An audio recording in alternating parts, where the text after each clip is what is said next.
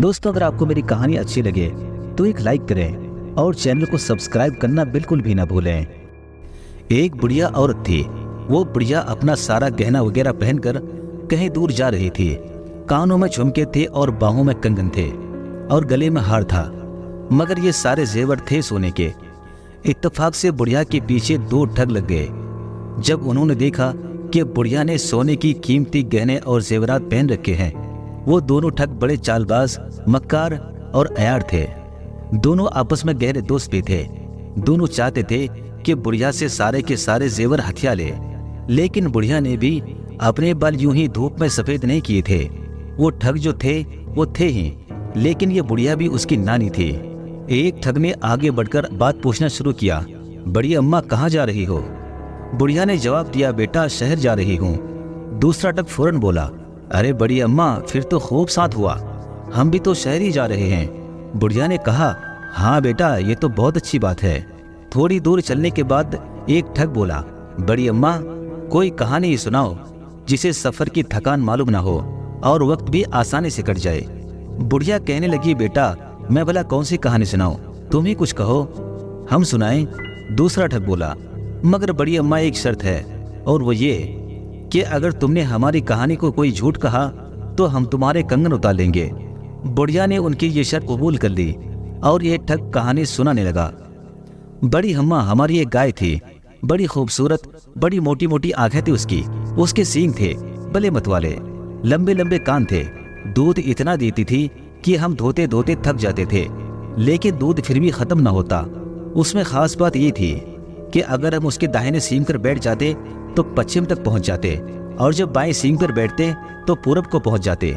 हिंदुस्तान के बंटवारे ने हमारे गाय के गले में भी अपनी तेजधार छुरी फेरने से गुरेज न किया। बुढ़िया ने पूछा, क्या मतलब है बेटा? अम्मा, पाकिस्तान बनने पर जब हम काफिले के साथ पाकिस्तान आ रहे थे तो हम पर फसादियों ने हमला कर दिया। एक सनसनाती हुई गोली आई, हमारी गाय को लगी और बेचारी वही ढेर हो गई। बुढ़िया ने अफसोस का इजहार किया और कहा, बेटा बड़ा अफसोस है तुम्हारे गाय का। ठग ने तीर निशाने पर ना लगते हुए कहा, बड़ी अम्मा अब तो आप कुछ सुना दीजिए। बुढ़िया ने कहा, मैं सुनाऊं? अगर तुमने मेरी बात को गलत जाना तो तुम्हें 100 रुपया देना पड़ेगा। ठगू ने कहा, बड़ी अम्मा हमें मंजूर है। तो फिर सुनो बेटा, जब मेरी शादी हुई तो मेरे वालिद ने मुझे एक बैल भी दहेज में दिया था। बड़ा अच्छा खानदानी बैल था, वो किसी को कुछ न कहता था। एक दफा यूं ही बाहर खेत में दूसरा बैल उससे लड़ पड़ा। ऐसा लड़ा कि हमारे बैल के माथे पर अच्छा खासा जख्म हो गया। हमने बथेरे इलाज करवाए, लेकिन ये जख्म ना बढ़ सका। करना खुदा का ये कि एक बनोले का दाना उसके जख्म में कहीं से गिर गया। होते होते वो अच्छा खासा बड़ा पौधा बन गया। बेटा उसमें ऐसी नफीस कपास लगनी शुरू हो गई कि तुम्हें क्या बताऊं। वो कपास हमने जमा करना शुरू कर दिया। इतनी कपास जमा हो गई कि अब घर में जगह न रही। घर घर हमारे बैल के चर्चे होने लगे। बड़ी बड़ी दूर से लोग उस अनोखे बैल को देखने के लिए आ जाते और उसकी कपास को देखते और तारीफों के पुल बांध देते। अब हमारे पास इतनी ज्यादा कपास हो गई कि हमें संभालना मुश्किल हो गया। हमने उससे बिलवा कर काटना शुरू किया और उससे कपड़े लत्ते बनाने लगे। कई किस्म के कपड़े बनवाए, तरह तरह के रंग बिरंग के नमूने बनवाए, बेहतरीन खेस बनवाए, एक नहीं कई खेस। उन खेसों में से 2 खेस कहीं चोरी हो गए। सफेद रंग के काली किनारी वाले खेस थे जो चोरी हो गए। बेटा खुदा झूठ न बुलवाए, ये खेस जो तुम ओढ़े हुए हो ये वही खेस हैं जो कि चोरी हो गए थे। मेहरबानी करके तुम दोनों एक खेस उतार दो और मुझे दे दो। दोनों ठगों ने ना चाहते हुए भी चुपचाप अपने खेस उतार कर बुढ़िया को पकड़ा दिए। और करते भी क्या बेचारे, शर्त जो बांध रखी थी, अगर वो उसे झूठा कहते तो फिर भी हार जाते। और वो 100 रुपये उस जमाने में आज के हिसाब से कई हजार बनते थे।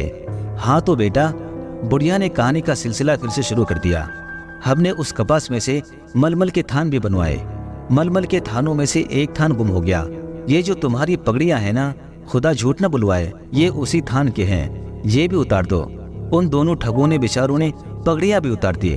क्यों ना उतारते, मजबूर जो थे। ना उतारते तो शर्त के तहत 100 रुपया उन्हें देने पड़ते। अब शहर नजदीक ही था। एक ठग बोला, बड़ी अम्मा भूख लग रही है। अच्छा बेटा, शहर आया ही समझो, मुझे अपने कंगन बेचने हैं। कंगन बेच लूं और फिर आराम से किसी जगह बैठकर हम सब मिलकर खाना खाएंगे। अब वो दोनों बेचारे खामोश हो गए और सोचने लगे कि बुढ़िया कंगन बेचे, फिर 4 पैसे भी इसके पास आ जाएंगे, फिर कोई दाव चलाएंगे और कम से कम इससे पैसे हथिया लेंगे। अब वो बुढ़िया के साथ चलते हुए अपने दिमाग में तरह तरह की तदबीरें सोचने लगे। जन वो सोच विचार में पड़ गए कि उससे पैसे कैसे हथियाएं। अब वो शहर में पहुंच चुके थे। हर तरफ खूब चहल पहल थी, बाजारों में रौनक थी। बुढ़िया ने अपने कंगन उतार लिया और उनसे कहने लगे, बेटा सुनार की दुकान आ गई है, तुम ऐसा करो कि दुकान के बाहर बैठ जाओ, मैं अंदर जाकर अपने कंगन बेच आती हूँ। लिहाजा दोनों ठग दुकान के बाहर ही बैठ गए और वो बुढ़िया अपने कंगन बेचने के लिए अंदर चली गई। सुनार ने पूछा, क्या चाहिए अम्मा तुम्हें? बुढ़िया कहने लगी, बेटा मैं अपने 2 नौकर बेचने आई हूँ, वो देखो सामने बैठे हैं। सुनार उसे देखते हुए कहा, नौकरों की तो वाकई हमें बहुत जरूरत है। बोलो अम्मा, क्या कीमत है इन दोनों नौकरों के? 300 रुपए, बुढ़िया ने कहा और बात 200 रुपए पर तय हो गई।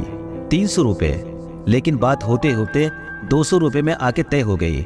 लेकिन मैं उन दोनों नौकरों से पहले एक बार पूछ लूं कि वो एक बिकना चाहता है या फिर दोनों, बुढ़िया ने कहा और बड़ी मोहब्बत से वहीं से बुलंद आवाज से पूछने लगे, बेटा एक बेचूं या दोनों? उधर से जवाब मिला, अम्मा दोनों बेच दे, एक को कहाँ रखेगी?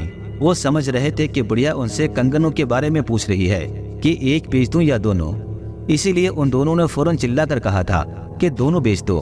बुढ़िया ने दोनों ठगों को 200 रुपए में सोनार के पास बेच दिए और वो पास आकर कहने लगी, बेटा तुम यहीं बैठो, मैं तुम्हारे लिए खाना लेकर आती हूँ। फिर उनमें से एक ने कहा कि कुछ मिठाइयाँ भी लेकर आना, और बुढ़िया अच्छा है कहकर 9-2-11 हो गई। वक्त गुजरता गया। जब थोड़ी देर बाद सोनार ने उन्हें अपने पास बुलाया और दड़ियाँ झाड़ने का हुक्म दिया तो उनके सामने हकीकत खुल गई। एक ने दूसरे से कहा, अरे हम तो ठग हैं, लेकिन वो बुढ़िया भी हमारी नानी निकली। दोस्तों, अगर आपको हमारी कहानी अच्छी लगे तो लाइक करें और चैनल को सब्सक्राइब करना बिल्कुल भी ना भूलें।